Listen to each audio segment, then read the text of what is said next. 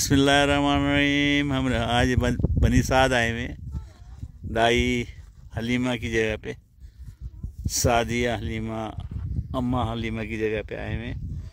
और यहाँ पे 3 पहले कमरे से बने हुए थे पत्थरों से।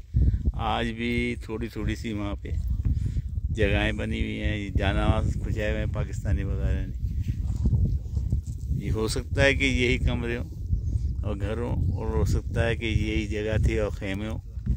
बहरहाल यही इलाका है और इसकी वादी जो भी खूबसूरत है, इस पर बकरियाँ चलते हुए अक्सर देखते हैं।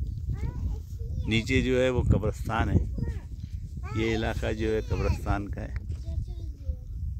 और इसमें कदीम कब्रें भी हैं बकौल यहाँ के लोगों की।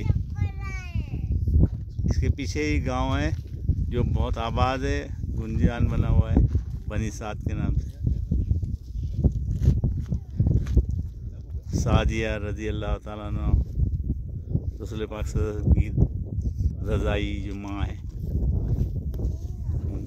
इनकी कब्रें जो है सादिया की वो मदीना शरीफ में जन्नतुल बकी में। इनके एक बेटा था अब्दुल्ला और एक बेटी थी सीमा, जिसके वाक़ात हदीस में मिलते हैं।